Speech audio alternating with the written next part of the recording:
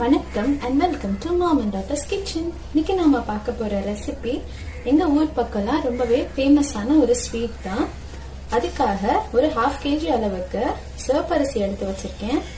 கூட 100 கிராம் அளவுக்கு பாசிப்பருப்பு, 100 கிராம் அளவுக்கு வேர்க்கடலை, 150 கிராம் அளவுக்கு வெல்லம், அதுக்கப்புறம் ஒரு 1.5 டீஸ்பூன் அளவுக்கு சோம்பு எடுத்து வச்சிருக்கேன். இது எங்க ஊர் பக்கம் ரொம்பவே ஃபேமஸான ஒரு ஸ்வீட். வீட்ல ஏதாவது ஃபங்க்ஷன் வந்துச்சுன்னா வர கெஸ்ட்டுக்கெல்லாம் ரிட்டர்ன் கிஃப்டோட சேர்த்து இதுவுமே கொடுத்து அனுப்புவோம். ரொம்பவே ஹெல்த்தியான டிஷ்ஷும் கூட. நாம இப்ப இது எப்படி பண்றதுன்னு பார்க்கலாம். இந்த ரெசிபியோட ஸ்பெஷலிஸ்டே என்னோட அப்பா தான். அவங்க தான் இன்னைக்கு உங்களுக்கு பண்ணி காட்ட போறாங்க. முதல்ல ஒரு கடாய் நல்லா காஞ்சதும் நாம எடுத்து வச்சிருந்த பருப்பை சேர்த்து ட்ரை ரோஸ்ட் பண்ணிக்கலாம். இந்த அளவுக்கு பருப்பு பாதி ஃப்ரை ஆனதும் நம்ம எடுத்து வச்சிருந்த சோம்பு உள்ள சேர்த்துக்கலாம்.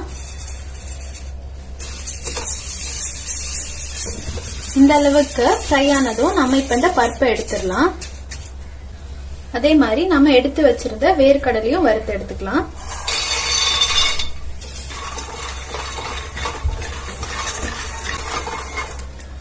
இந்த அளவுக்கு பருப்பு வறுப்பட்டதும் எடுத்துடலாம். நம்ம இப்ப நாம எடுத்து வச்சிருக்க வெல்லத்தை கரைச்சிக்கலாம். அதுக்காக 1 கப் அளவுக்கு தண்ணி சேர்த்துக்கலாம்.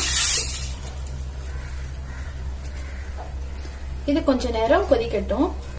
மீடியம் ஃப்ளேம்ல வச்சு வெல்லத்தை கரைய வச்சுக்கலாம். வெல்லம் நல்லா கரைஞ்சு இப்படி லைட்டா கொதி வர ஆரம்பிச்சதும் நாம இத வடிச்சு வச்சிடலாம். இப்ப நம்ம வடிச்சு வச்சிருந்த வெல்லம் தண்ணிய ஒரு கடாயில சேர்த்துக்கலாம்.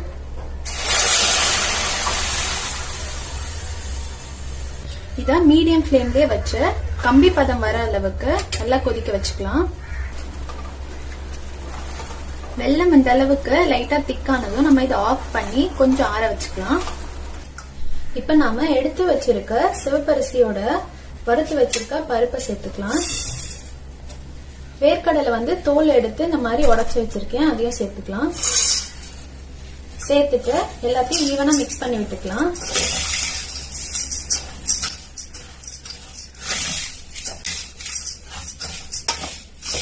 இப்போ வெல்லம் கொஞ்சம் ஆறி இருக்கு.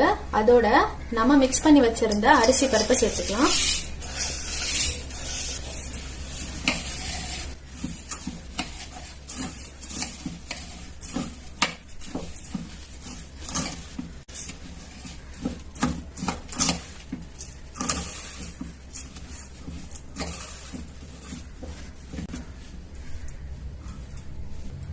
அவ்வளவுதான். இந்த அளவுக்கு நல்லா ஈவனா கலந்து விட்டுட்டு கொஞ்ச நேரம் ஆற வச்சிடலாம். நம்ம சிவப்பரிசியில பண்ண ஸ்வீட் ரொம்பவே சூப்பரா ரெடி ஆயிடுச்சு. ஆறுனக்கு அப்புறம் பாருங்க இந்த அளவுக்கு உதிரி உதிரியா இருக்குன்னு சொல்லிட்டு. இது ரொம்பவே கிறிஸ்பியா இருக்கும் சாப்பிட. இப்ப நம்ம வீட்டுல ரொம்ப போரிங்கா இருக்கோம்ல, அதனால இந்த மாதிரி ரெசிபிஸ் எல்லாம் செஞ்சு ஒரு நல்ல ஏர்டைட் கண்டெய்னர்ல போட்டு வச்சிட்டீங்கன்னா 1 வீக் வரைக்கும் வரும். நம்மளும் போர் அடிக்கும் போது அப்பப்ப எடுத்து எடுத்து சாப்பிட்டுக்கலாம். ரொம்ப டேஸ்டியா இருக்கும்.